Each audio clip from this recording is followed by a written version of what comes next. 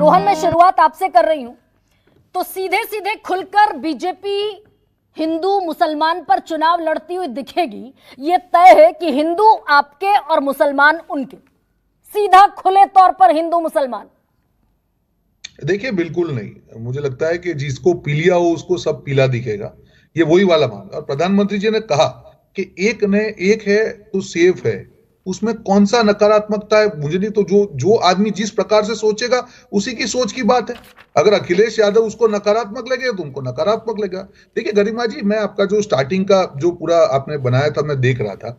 दो चीज आपने कही, जुड़ेंगे तो जीतेंगे, और एक है तो सेफ है, एक है तो नेक है। मुझे बताइए दोनों में कौन सी नकारात्मकता है? दोनों चीज पॉजिटिव है। दूसरी चीज, आप जब बात कर रहे हैं, आपने ये कहा कि देखिए लोकसभा के समय में जिस प्रकार से इनका जो चल गया, ये चल गया, वो क्या चला? वो गुब्बारा आप तो हरियाणा तो बीच में बिल्कुल भूल गई। हमने काफी डिबेट की हरियाणा पे, और उस टाइम पे ये कहा जाता था कि जो लोकसभा में हुआ है वही चीज हरियाणा में आगे बढ़ रहा है, वहां पे ये होगा। नहीं हुआ। क्यों नहीं हुआ? क्योंकि जनता को समझ में आ गई कि संविधान की नकल लेके हाथ में जो डिवाइड एंड रूल की बात चल रही थी, जनता समझ गई कि इसमें इनका फायदा नहीं है। और जो तुष्टीकरण है, विरोध किसी जाति का नहीं है, किसी धर्म का नहीं है, विरोध है सिर्फ तुष्टीकरण का। और मैं क्यों कह रहा हूं आपको, मैं 5 ऐसे इश्यूज गिरा रहा हूं जो लोकसभा चुनाव के बाद में हुए, वहां पे तुष्टीकरण खुल के देश की जनता के सामने आया।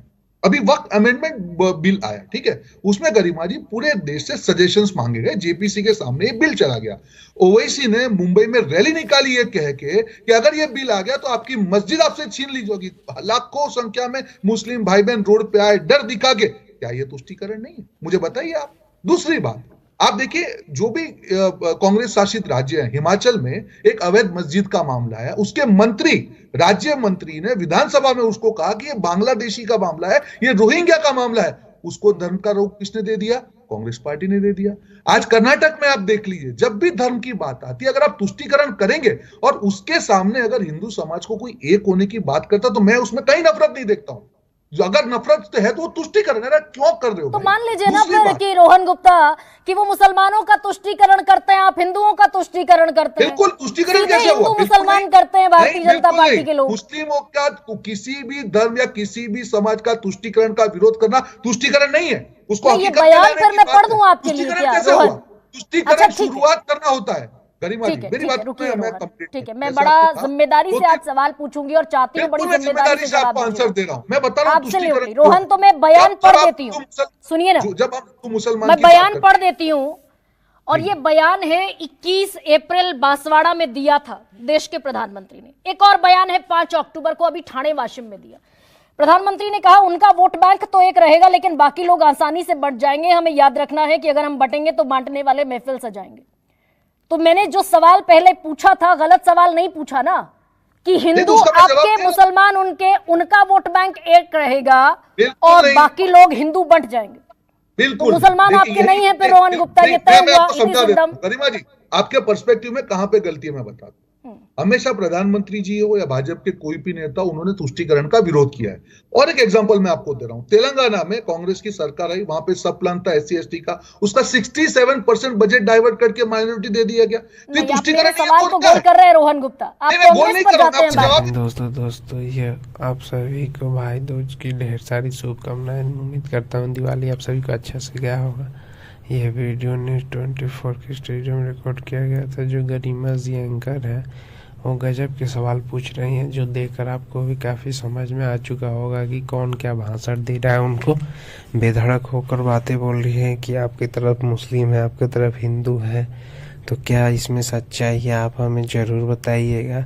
और इस वीडियो में जो इलेक्शन को लेकर बातें चर्चा चल रही है वो कैसी चल रही है, ठीक है या नहीं, और इसमें क्या चीज़ नहीं हो रहा है वो कमेंट करके ज़रूर बताइएगा। और पूरा वीडियो लास्ट तक देखिएगा, क्योंकि आगे आपको और भी इंटरेस्टिंग बातें पता चलेंगी। तो चलिए वीडियो शुरू करते हैं। अरे आपको जो जवाब सुनना है वो तो मैं नहीं दूंगा गरिमा जी, मैं तो मेरा ही जवाब दूंगा आपको। नहीं, ये डिवाइसिव पॉलिटिक्स है कि नहीं है? उनका वोट बैंक और हमारा वोट बैंक, यानी कि इस देश का 144 करोड़, सुनिए ना भाई, 97 करोड़ रजिस्टर्ड मतदाता इस देश के रोहन। नहीं, ऐसे वीडियो के मोनोलॉग बीच में नहीं। इंटरप्ट करने के लिए माफी चाहूंगा आपसे एक रिक्वेस्ट है कि आप हमारे चैनल को सब्सक्राइब करके वीडियो को लाइक कर दीजिएगा और बेल आइकन घंटी को प्रेस करना मत भूलिएगा ताकि ऐसी वीडियो आपको मिलती रहे। हर आदमी आके, क्योंकि ये मानव अधिकार का मामला है। बांग्लादेश में हिंदुओं की इतनी हत्या हुई, मुझे बताइए आधिकारिक तौर पे कांग्रेस पार्टी के किस नेता ने ट्वीट करके किया? एक नेता बताइए, क्यों डर लग रहा है आपको? तो इससे आप अपने देश के मुसलमानों को सेग्रीगेट कर देंगे। रोहन गुप्ता, 97 करोड़ 97 करोड़ रजिस्टर्ड वोटर है इस देश में, 144 करोड़ नागरिक रहते हैं। आप सीधे ये डिवाइसिव पॉलिटिक्स करेंगे, हिंदू अलग और मुसलमान अलग। अगर ओवैसी के कहने पे लाखों हजारों मुस्लिम रोड पे आके रैली करेंगे, वो सेग्रीगेशन नहीं है। और अगर कोई ये कहेगा कि हिंदुओं को मत बांटो, वो सेग्रीगेशन हो गया। ये तो दोहरा मापदंड हो गया ना आपका। आप दोनों बात एक साथ में करिए ना, मत जोड़िए मुसलमान को भी मत तोड़ने की बात। जाति गणना की बात कर रहे हैं तो माइनॉरिटी की जाति गणना की क्यों वहां पे उनको लाभ नहीं देना है? वहां पे कोई जाति नहीं है, वहां पे सब इकट्ठा है। क्यों? ये मानसिकता है कि अगर हमको तुष्टीकरण करना है तो मुस्लिम वोट बैंक को एक रखना है, और अगर हमको सत्ता में आना है तो उसके साथ में बंटवारा करके एक वर्ग का वोट लेना है, जिससे हमारी सत्ता की रोटियां सेकते रहे। असदुद्दीन ओवैसी यानी, अरे भाई रोहन, सवाल नहीं सुनेंगे तो कैसे मैं डिबेट आगे बढ़ाऊंगी रोहन? भाजपा को वोट दिया, इसका कारण यही था। जाटों ने भी दिया, दलितों ने भी दिया, ओबीसी ने भी दिया, पिछड़ों ने, सबने क्यों दिया? जनता समझ गई कि डिवाइड एंड रूल नहीं चलेगा। काम की राजनीति करिए, तुष्टीकरण नहीं होगा। अगर मुसलमान भाई बहन जितनी भी राज्य केंद्र सरकारी की योजना है उनको लाभ मिल रहा है, किसी के साथ भेदभाव नहीं होगा। पर तुष्टीकरण करके कोई अपनी दुकान चलाने का प्रयास करेगा, उसका भरपूर विरोध होगा, क्योंकि ये देश को तोड़ने की बात है। इसको कोई सक्सेसफुल नहीं होने देगा। और ये उनका वोट बैंक और हमारा वोट बैंक, ये जो उनका वोट बैंक एक रहेगा, यानी कि हिंदू आपके वोट बैंक है और मुसलमान उनके वोट बैंक है। ये तुष्टीकरण करने वालों पे है। जैसे ओवैसी को लगा कि महाराष्ट्र में उनकी दुकान बंद करने वाली है, इसीलिए तुष्टीकरण के लिए उन्होंने एक स्टेटमेंट दे दिया कि वक्त अमेंडमेंट बिल से आपकी मस्जिद जा रही है, लाखों लोगों को इकट्ठा किया। ये वोट बैंक जो हर मुसलमान भाई बहन को वोट बैंक, प्रधानमंत्री के बयान पर बोलिए ना, दत्तात्रेय होसबोले के बयान पर बोलिए। हिंदू समाज एकता में नहीं रहेगा तो आजकल की भाषा में कटेंगे तो बटेंगे हो सकता है। क्या बयान है? ये डिवाइसिव पॉलिटिक्स है कि नहीं है रोहन गुप्ता? पार्टी के लिए दिया गया बयान है जो प्रधानमंत्री मोदी जी के शासन में देश की विकास धारा में आगे बढ़ना चाह रहे हैं, सरकारी योजना का लाभ देना चाह रहे हैं। ये जो सोचे उसकी सोच में प्रॉब्लम है। कहीं भी प्रधानमंत्री ने नकारात्मकता बात नहीं की है। ये सिर्फ पॉजिटिव बात है कि पूरा देश एक है, साथ में रहेंगे। पर अगर कोई तुष्टीकरण करेगा तो वो टॉलरेट नहीं होगा। उनका वोट बैंक और इनका वोट बैंक, तुष्टीकरण करने वाले का वोट बैंक है? जो तुष्टीकरण करता है उसका वोट बैंक। अगर कांग्रेस पार्टी तुष्टीकरण करती है, वो जो वोट बैंक पॉलिटिक्स करती है, उसके खिलाफ बात है।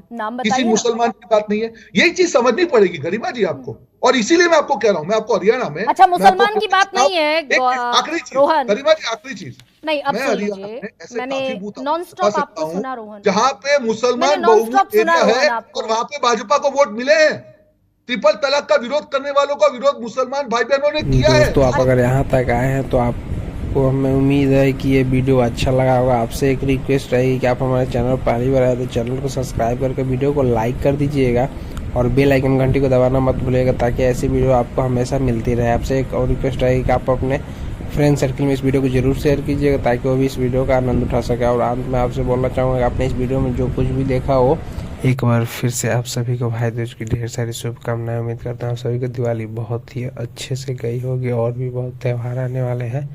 ये वीडियो हम आपके लिए लेकर आए थे जो महाराष्ट्र में चुनाव होने वाले हैं, यूपी में चुनाव होने वाले, झारखंड में होने वाले हैं और बिहार में उपचुनाव जो ये होने वाले हैं, इन सबको लेकर बहुत सारे बयान पक्ष विपक्ष के आ रहे हैं, जिसको लेकर यहाँ पे चर्चा चल रही थी। और किसने किसको बोला नहीं बोला, ये सारी बातें आपको कैसी लगी यहाँ कमेंट करके ज़रूर बताइएगा। मिलते हैं अगली वीडियो में, तब तक के लिए जय हिंद।